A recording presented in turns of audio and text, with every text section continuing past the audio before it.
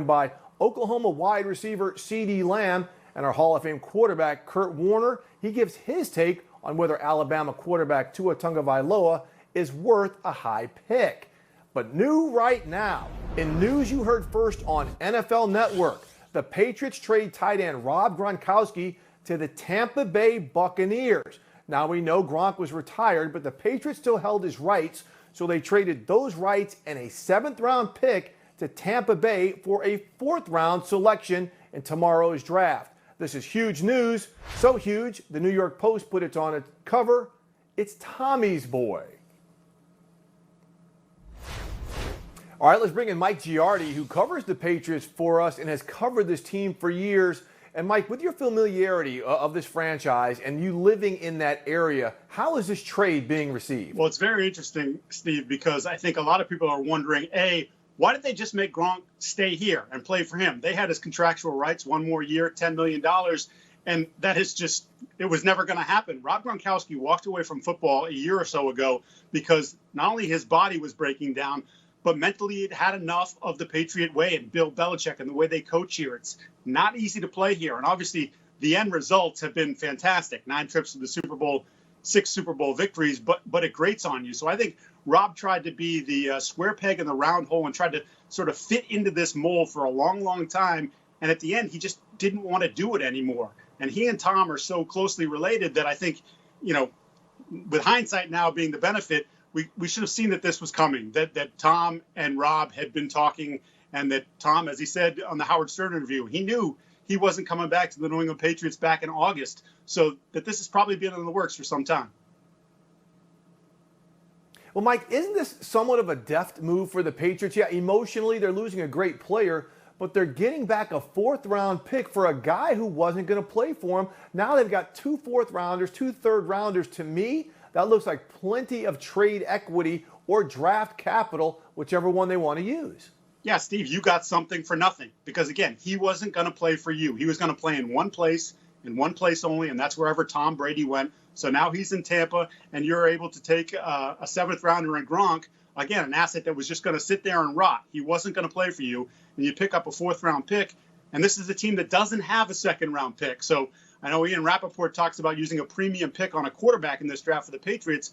Well, in my mind, they only have one premium pick, and that's their 1st-round pick at 23. Can they find a way to get into that 2nd round? I think it's something that they need to do because, quite frankly, they got a fair amount of holes for a team that went 12-4 and is just a couple seasons removed from a Super Bowl championship. So that 4th might give them a little bit more collateral to find their way back into the 2nd round with the number of picks they have in the 3rd and the 4th. Okay, knowing what Brady and Gronk have done for years together, now they're going to Tampa Bay to a team that is loaded with offensive weapons. How do you think that works out fitting into that situation that they have with the Buccaneers? Steve, I think it's actually a really good place for Rob because he's not going to be the primary guy. That's Evans. That's Godwin. Cameron Brate and O.J. Howard are still there. And granted, you know, if Gronk is Gronk, he supersedes those 2 guys, but he doesn't have to be the focal point. He doesn't have to run down the seam 5 or 6 times a game and expose that 6'6" frame to the shots that have beaten him up over the years and made it very difficult for him to be the guy that you remember in 2011, 2012. You know, the guy that we saw at the end was far from that. I don't want to say he was washed because it's hard to know what he's going to look like a year later, but I think he caught 47 passes in his final season with the Patriots and wasn't the same sort of influencer that he was. So now he goes there. Coverage is going elsewhere. He's going to be one-on-one. They don't need him to block 65 plays. I think this is good for Rob Gronkowski for his physical and mental state. And of course, he's going to love playing for Bruce Arians.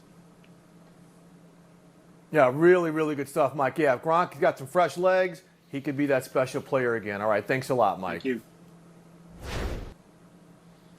How good is Gronk for Brady and vice versa? No player has more receiving yards, receiving touchdowns, or receiving first downs from Brady than Rob Gronkowski. And for more on this, let's bring in our insiders, Mike Garafolo and Tom Pelissero. And again, guys, in news that we heard first on NFL Network, the trade of Gronk from New England to Tampa Bay. Mike, what can you tell us more about this deal? Our buddy Ian Rappaport out in front of this one yesterday, and one of the things that Ian mentioned that I was told as well is this was Tom Brady's idea. This is not just the Buccaneers saying, hey, welcome aboard, Tom Brady. By the way, what's Gronk up to these days? No, this was part of the process all along. So wherever Brady was going to wind up, this was going to be something that he was going to push for, and he absolutely did it, and he nailed it on this one with Gronkowski willing to come back and play for Tom Brady. Remember, the Patriots nearly had a deal with the Lions to send Gronkowski to Detroit. He said, no, I'm going to retire rather than play for any other quarterback than Tom Brady. So this wasn't about Gronkowski coming back and wanting to go somewhere in the league. It was wherever Tom Brady was going to be, Tom. Mike, the real question here was just, does Gronk actually want to play? The thing that I heard out of New England when Gronkowski retired was the fact that he still loved Sundays. He still loved the game, but it was everything else, the preparation, the off-season program, the weightlifting regimen, the meetings. That's what had worn him down mentally as much as physically. Be interesting to see exactly how Bruce Arians manages this with a guy who, yes, has been in the wrestling ring, but has not been on the football field here in quite some time, and now will not really have a spring to get reacclimated. We'll see exactly how things play out when they get to training camp. Also important to note, Gronk's agent, Drew Rosenhaus, says he will honor his existing contract, 1 year left on that, worth $10 million, Steve. All right, Mike, you, Tom, and Ian Rappaport have been reporting about trade talks with Washington tackle Trent Williams. What is the latest news on that? The Redskins have now closed the window, sources tell me, and Ian Rappaport, for Trent Williams and his agent, Vince Taylor, to work out a trade. Now, that doesn't mean that they are not going to trade him. What it means is teams often want to have full control when they head into the draft, to be the ones and the only ones negotiating with teams to work out a trade. So that's what's happening in this case as we get closer to the start of the first round. I know the parties think that maybe it'd be best to get this done ahead of the first round before teams start drafting tackles. And you may have a question and say, okay, well, if the agent and the player can't talk to the team, well, how are they going to work out the contract part? Well, they've been doing that over the last month. So teams know where Trent Williams stands and where Vince Taylor, his agent, stands with regards to what they would want from a compensation standpoint should this trade go through. So they're already working off of those general numbers. Part of the reason, too, Mike, that this is going to come to a head likely before the draft begins is you also need to assess a physical to Trent Williams here. Of course, you can't do that like you normally would with your team doctors in your team facility because of the restrictions put in place because of COVID-19. But at minimum, with a guy coming off of a cancer scare that he had in the past, also a player who's battled through various injuries through the years, hasn't been on the field in a while, you'd at least want a doctor to see whether or not he's able to play before you begin committing resources to him and draft capital as well. As Mike said, there also is some urgency here to get something done before the draft because the obvious teams that potentially could take left tackles in round one, talking about like the Vikings and the Browns, they potentially are going to move on in terms of their needs sooner than later. It's also important to understand here, the Redskins are not going to get a massive haul for Trent Williams because of how the compensatory pick formula is set up. Even if Williams played out this season and then went into free agency next year, the best the Redskins could get based on how long Williams has been in the league would be a fifth-round comp pick out in 2022. They're going to do better than that in this trade, but the idea they're going to get a massive haul for Williams is a bit far-fetched. Now, all this conversation about trades for Williams also brings up conversation about potential trades anyway. Tom, we know there's some teams in the top 10 who might be willing to trade back. What more can you tell us about that?